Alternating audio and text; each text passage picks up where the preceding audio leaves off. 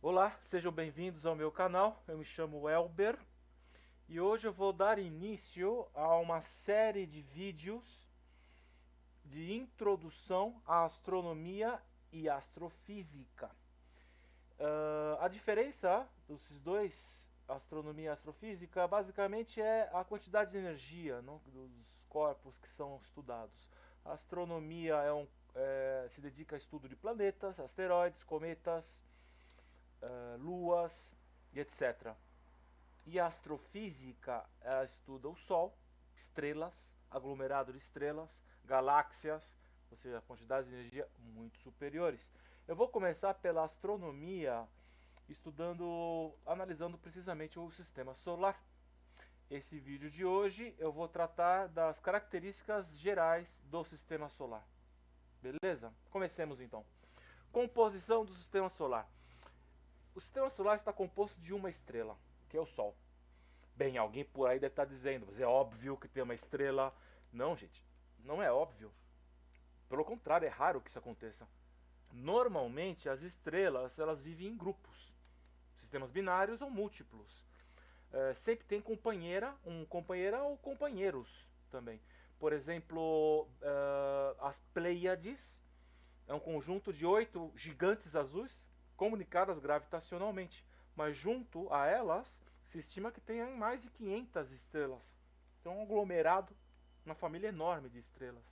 Ou seja, vamos supor de outra forma: se vocês olhem para o céu e veem estrelas, aí então, de todas as estrelas que vocês veem, 67% aproximadamente são sistemas múltiplos.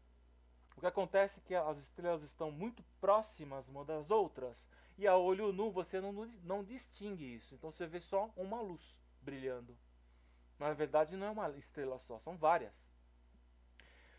2 estrelas, 3 estrelas. E 33% das estrelas que vocês veem no céu são estrelas sem uma companheira. Ou seja, o Sol está nesse grupo. É raro, tá certo? Então nosso sistema solar tem uma estrela, 8 planetas, até pouco tempo atrás, até um pouco mais de uma década, eram 9. Foi quando surgiu o novo conceito de planetas anões. Vamos estar falando disso nessa mesma apresentação. Cometas, muitos asteroides por todo lado, vocês nem imaginam a quantidade de asteroides que tem no sistema solar. Satélites naturais, como a Lua, anéis e muitíssima poeira, tá certo? Esse é o nosso sistema solar, a composição. Então, de maneira geral, deixa eu tirar o apontador, eu tenho o Sol, então vem Mercúrio, Vênus, Terra e Marte. Depois de Marte, antes de chegar na órbita de Júpiter, aparece um anel de asteroides. Não, porque o primeiro anel de asteroides é esse que está aqui. Aí eu tenho Júpiter, Saturno, Urano e Netuno nesta ordem que os planetas se apresentam. Depois de Netuno, tem um segundo anel de asteroides, que não dá para ver bem nessa diapositiva aqui, que seria o cinturão de Kuiper. Certo? Vou falar do cinturão de Kuiper também. Dessa diapositiva eu gosto dela porque, vejam só, todos sabemos que Saturno tem anéis. Aqui está o anel de Saturno. Mas Júpiter, gente, também tem anéis, e é mais de um. Urano e Netuno também têm anel, todos eles têm anel. Acontece que os anéis de Saturno são muito mais visíveis, um telescópio amador consegue ver o anel de Saturno. O de Júpiter é mais difícil, certo? Bom, continuamos. Então, observando o sistema solar, eu tenho primeiro 4 planetas, que são planetas chamados também terrestres, e 4 outros planetas que são gigantes, ou também chamados planetas jovianos. De modo que o sistema solar ele é dividido dessa forma, em 2 grupos de planetas. E entre o primeiro e o segundo grupo, um anel de asteroides, que estaria mais ou menos por aqui. Certo? O primeiro grupo chamado planetas terrestres, e o segundo, jovianos ou gigantes. A distinção dos 2 grupos se deve às características físicas. As diferenças são notáveis. Vamos dar uma olhadinha nisso. Os planetas terrestres se caracterizam por ter massas pequenas, menor ou igual à Terra. Quer dizer, desses 4 primeiros planetas, Mercúrio, Vênus, Terra e Marte, a Terra é o maior deles. Os jovianos se caracterizam por ter massas muito grandes, 14 vezes a massa da Terra ou mais, certo? Os planetas terrestres se caracterizam por ser pequenos, em comparação aos jovianos, que são muito grandes. Em contrapartida, os planetas terrestres são de densidade grande. Isso aqui se pode ver pela composição química mais abaixo. Que os planetas terrestres são formados principalmente por rochas e metais pesados. Os planetas jovianos, a densidade é considerada pequena. Não é considerada, ela é pequena. E aí você vê a composição química, ó, são elementos leves, principalmente hidrogênio e hélio. Mas também tem água, dióxido de carbono e outros gases. Certo?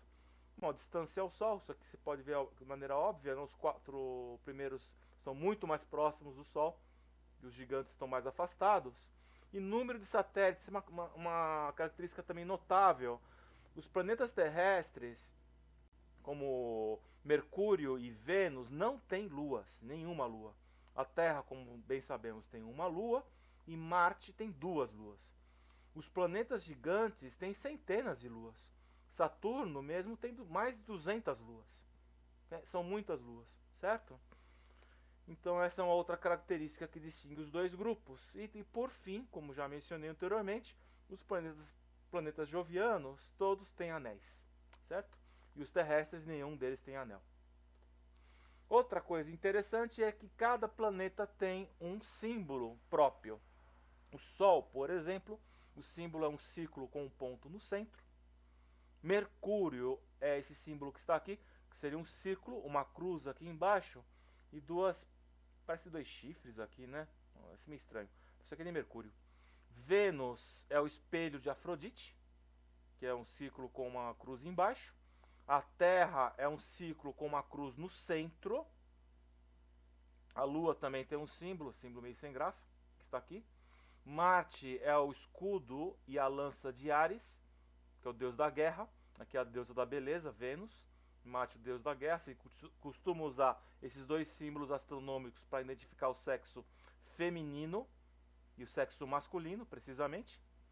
Júpiter é o número 4 estilizado. Saturno é uma letra H minúscula estilizada também. Até aqui, esses símbolos eles vêm desde a Idade Média. Você pode encontrar manuscritos de alquimistas que usavam esses símbolos que estão aqui. A partir de Saturno, esses planetas que é Urano, Netuno e Plutão foram descobertos no início do século XIX. Então os símbolos são recentes a escolha. Os astrônomos quiseram seguir a linha dos símbolos que já estavam estabelecidos. Então a letra H estilizada para Urano. Por que H? Porque o descobridor de Urano, o nome dele começava com a letra H. Netuno é o tridente de Poseidon, que é Netuno para os romanos, é Poseidon para os gregos, né? E Plutão tem esses 2 símbolos aqui, ou uma letra P estilizada, ou esse símbolo aqui que é uma espécie de um cálice, uma cruz embaixo e um círculo no centro. Acho bonito esse símbolo. Tá certo, gente? Eles usam esses símbolos na astronomia também. Aqui é uma diapositiva mostrando a diferença de planetas em escala de tamanho. Então você vê que os planetas terrestres na ordem de tamanho, Mercúrio é o menor deles. Eu tenho Marte, Vênus e Terra. Vênus é quase do tamanho da Terra, é como 80% da massa da Terra. Certo? Essa imagem que está aqui de Vênus é falsa, ela está em infravermelho. Marte está mais ou menos como se veria e Mercúrio também. Na segunda parte da diapositiva, suponha que a Terra tem esse tamanho aqui, ó, pequeno, tá? Aí aparece Netuno e Urano. Você vê que os 2 têm quase o mesmo tamanho. Os 2 são muito parecidos, é azul. Saturno e o gigante do sistema solar, ou gigante não, mas dos planetas é o maior de todos, Júpiter, que seria Zeus na mitologia grega. Aqui uma diapositiva mostrando mais ou menos em escala de tamanho os planetas com respeito ao Sol. Aí termina o assunto da discussão de quem é maior, né? Essa aqui é uma diapositiva mais precisa, indicando o mesmo. Eu retirei do site da NASA. A Terra, gente, ó, a Terra está no cursor, no laser, tá aqui, ó. Nesse pontinho aqui, é a Terra. Estão vendo ela? Dá para ver a Lua aí do lado dela? Então, essa é a Terra e esse é o Sol. Mais ou menos como seria isso? Se o Sol tivesse o tamanho de uma bola de basquete, a Terra seria o quê? A cabeça de um alfinete? Algo assim? Não? Sei que Mercúrio nem se pode ver direito. Aí tem o Júpiter aqui ao lado, né? Júpiter seria o quê? Uma bolinha de gude ao lado de uma bola de basquete? O Sol, gente. O tamanho que tem o Sol. Para ter uma ideia do tamanho do Sol, né? Fica difícil imaginar o tamanho dele. Se somarmos a massa de todos os corpos do sistema solar, ou seja, se eu pego a massa de todos os planetas, do Sol, das luas, dos anéis, da poeira, dos asteroides e tudo mais, o Sol detém 99,86% de toda a massa do sistema solar. Ou seja, praticamente a totalidade da massa do sistema solar é o Sol. Dos 0,14% que sobram, Júpiter sozinho agarra 0,10%. Daí a gente vê o tamanho de Júpiter. É muito grande também.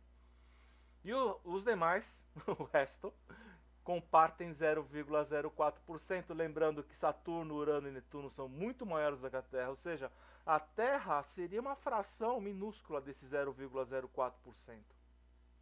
Para ter uma ideia melhor, suponha que o sistema solar inteiro pesasse 10 quilos. Então, o Sol teria 9,986 quilos, sozinho, quase 10 quilos. Júpiter pesaria 10 gramas e o resto dos planetas, incluindo a Terra, todos juntos 4 gramas. Então, para ter uma ideia, imagine uma balança, põe quase os 10 quilos do Sol num prato da balança e as 10 gramas de Júpiter no outro prato. Não dá para comparar, né? Percebe o tamanho do Sol? E o Sol, gente, não é uma estrela grande. O Sol é uma estrela considerada média, mediana, pelos astrônomos. Além dos planetas, o sistema solar também está repleto de asteroides. Os asteroides, eles são corpos rochosos de forma irregular. Imagina uma batata. Eu sempre que vejo uma batata, eu penso no asteroide. A forma é igual, tá? É muito parecido. A palavra asteroide provém do grego aster, que significa estrela, e oide, que significa semelhante.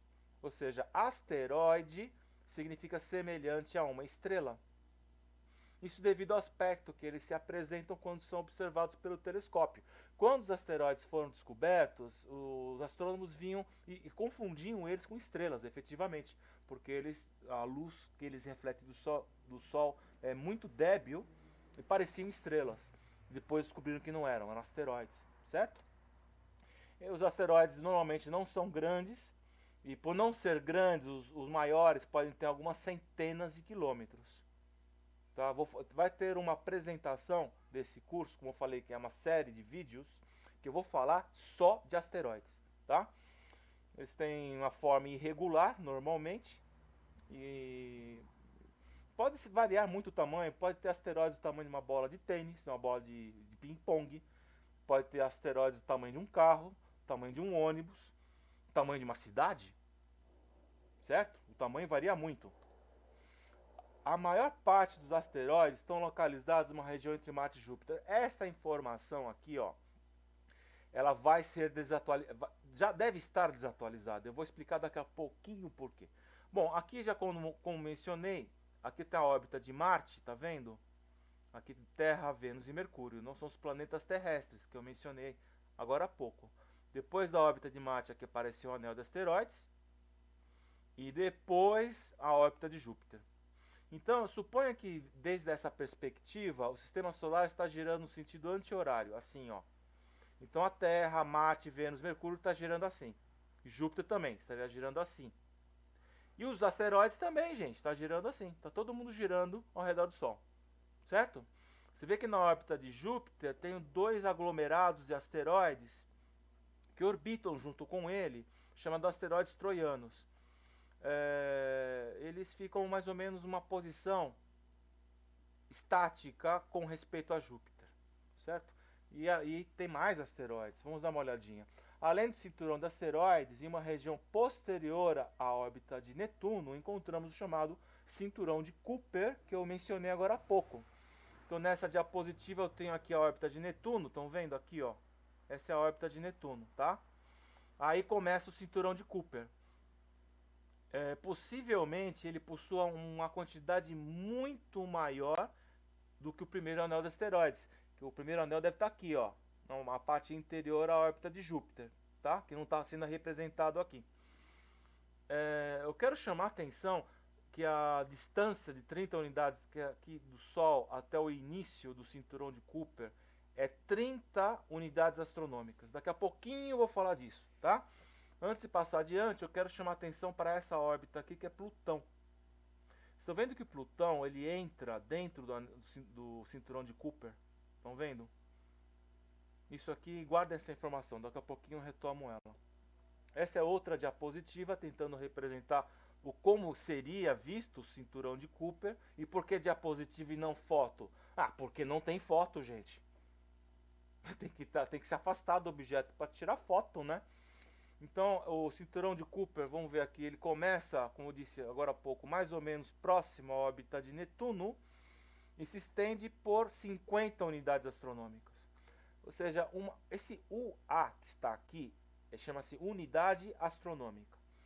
Uma unidade astronômica é a distância da Terra até o Sol.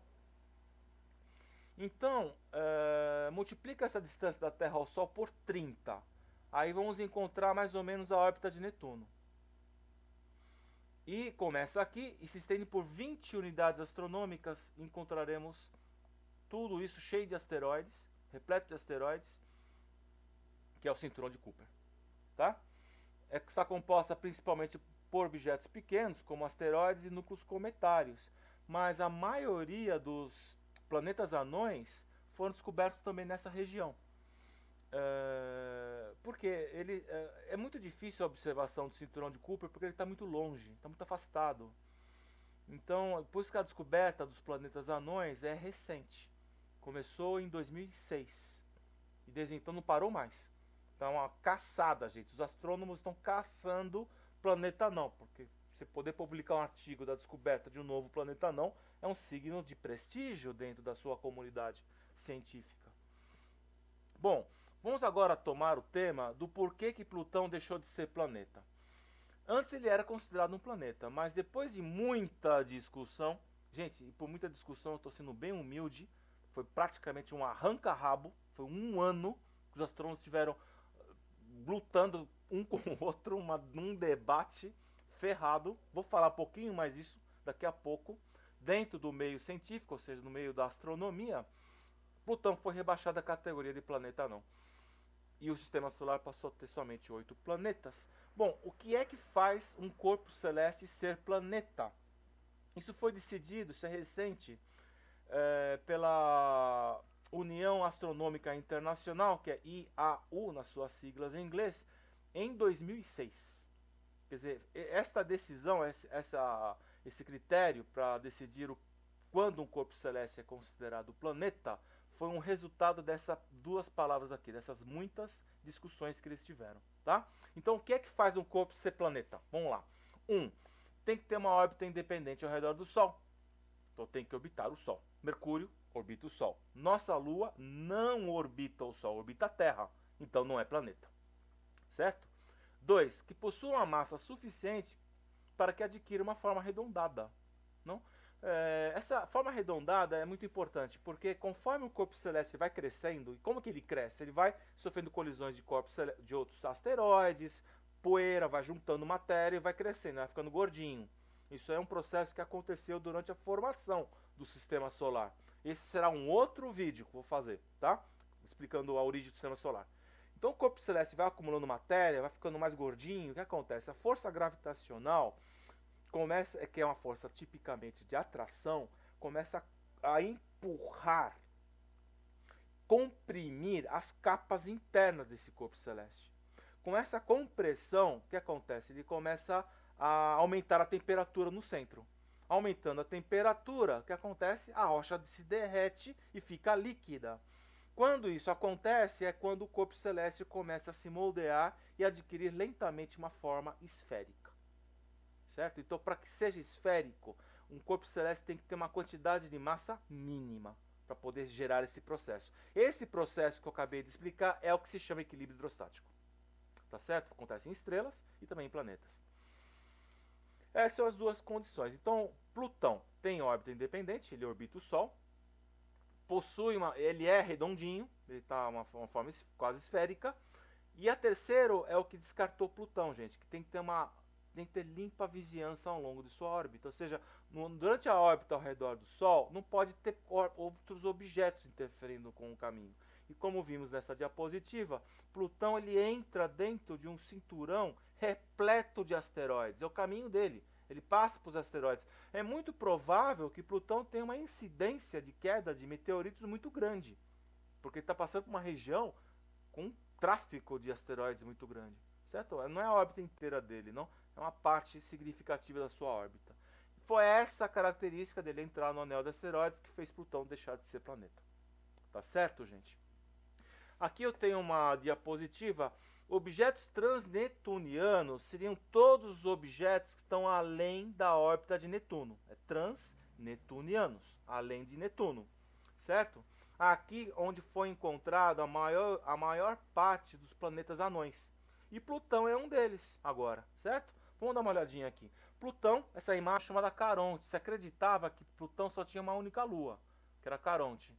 Aí agora se sabe que tem outras 4 luas. Hidra, Cérbero, Nix e Estige. Então, no total, Plutão tem 5 luas. Coisa incrível, não? E essas 4 são pequenininhas. Caronte não, ela é grande, tá? E Caronte orbita Plutão. Esse aqui é todo um personagem.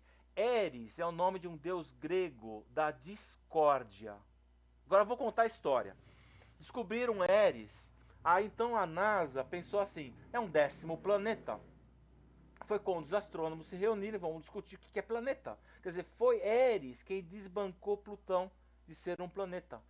Por que Eris fez isso? Porque ele é quase do mesmo tamanho de Plutão. A diferença de tamanho é como de uns 100, um pouco mais, como 200 quilômetros de diâmetro. Quer dizer, praticamente o mesmo tamanho. A massa de Eris é como 27% superior à massa de Plutão. E ele está dentro do cinturão de Kuiper.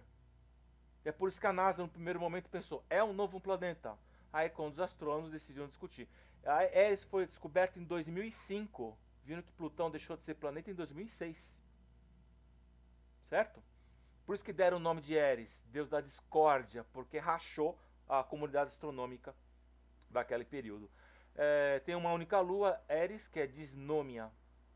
Certo? Aí tem outros planetas anões, todos eles estão dentro do cinturão de Kuiper. Makemake, que tem uma lua chamada MK2. Nessa imagem, gente, estão em escala de tamanho, tá? Tem uma ideia do tamanho deles. Haumea tem essa forma meio elíptica. Essa forma aqui, gente, isso é uma especulação minha, tá? Vai haver uma apresentação desse curso onde eu vou falar em detalhes desses planetas anões. A Haumea, ele tem essa forma assim, porque provavelmente isso que eu quero dizer, que eu estou especulando, o período de rotação dele é muito alto, ele gira muito rápido. E quando ele gira rápido é o que causaria esse achatamento, tá? Mas mais adiante a gente vai poder confirmar. Outra característica desse planeta anão curiosa é essa mancha vermelha que está vendo aqui, ó. Ele é branco e tem uma mancha vermelha, é bem curioso, né? Tem 2 luas. Ai, deixa eu tentar ler isso aqui, hein? Iaka é uma das luas e a outra Namaka. Certo? São as 2 luas de Haumea. Sedna não tem luas. 2002 MS4, outro planeta anão dentro do cinturão de Kuiper, não tem lua. Eu tenho aqui o 2007 OR10, que esse nome sem graça aqui, esses 2 nomes, e tem uma lua só, S225088-1. Aí eu tenho o Quaoar, com uma lua chamada Weiwot, Salassia, com uma lua chamada Actaea, e Orco, com uma lua chamada Vant. Certo? E não sei, até aqui são esses planetas anões, mas é possível que existam mais. Como eu mencionei, o cinturão de Kuiper está muito longe e isso prejudica a observação, né? Então, aos poucos, estão descobrindo novas coisas, vão saindo novidades dessa região. Agora bem, gente, vamos imaginar que estamos numa nave espacial, estamos atravessando as 20 unidades astronômicas que separam é, a órbita de Netuno até o final do cinturão de Kuiper. Então, quando chegar no final do cinturão de Kuiper, estaremos a 50 unidades astronômicas, certo? Ou seja, 50 vezes a distância da Terra ao Sol. Agora imagine que continuamos andando. E vão embora, e vão embora, e vai embora, e anda, e anda. Desviação da Voyager, passa ela para trás, e vai embora, e vai embora. A gente vai chegar numa região do sistema solar chamada nuvem de Oort. Ela está quase a 1 ano-luz do Sol. Distância muito distante.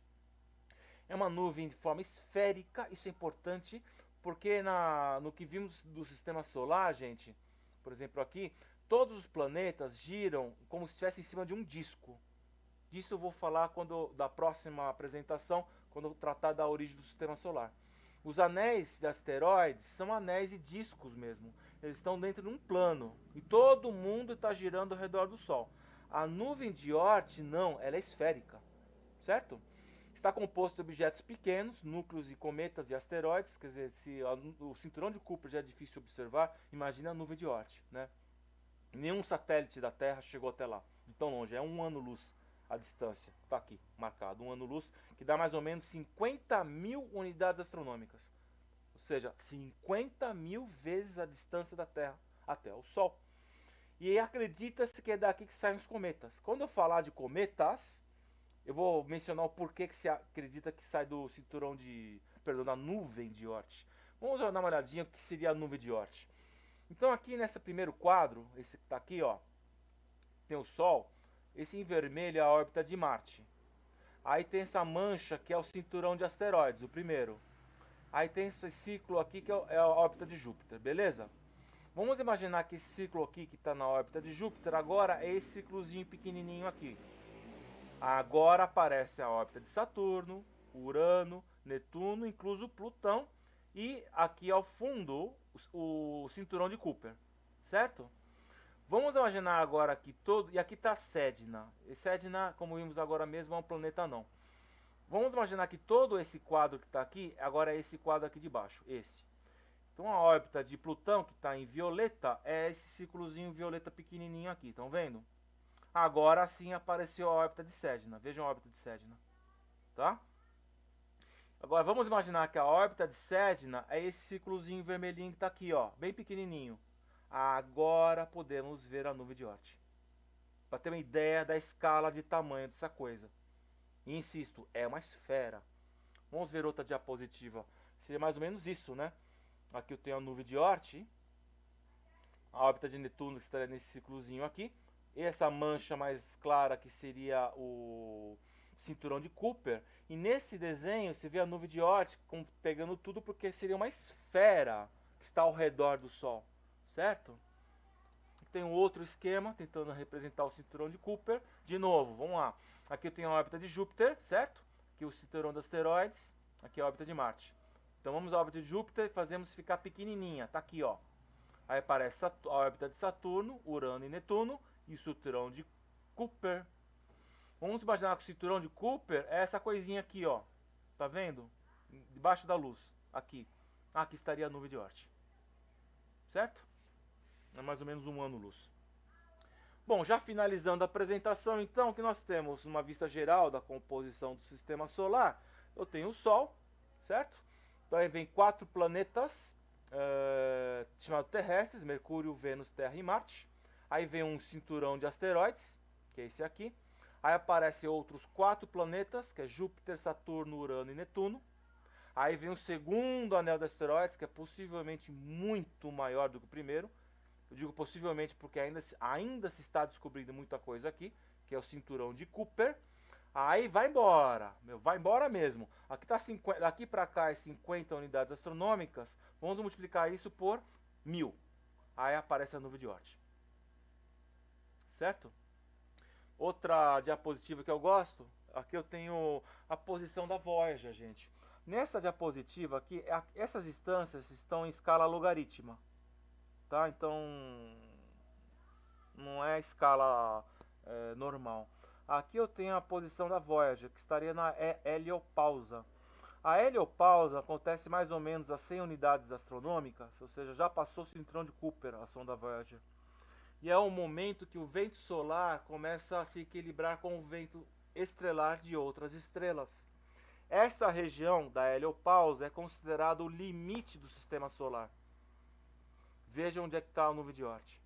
Está além disso, certo? E aqui representaram duas estrelas. São as mais próximas do Sol, que é a Alpha Centauri e essa outra aqui. Tá certo? Onde termina, onde alcança a heliopausa é o que se considera o término do que se chama de heliosfera. Tá certo, gente? E terminamos a apresentação. Bom, muito obrigado pela atenção de vocês. Espero que vocês tenham gostado do vídeo de verdade. Pois deem algum like aí para que eu me anime a continuar fazendo esse curso, né? E, bom, é isso. Até a próxima.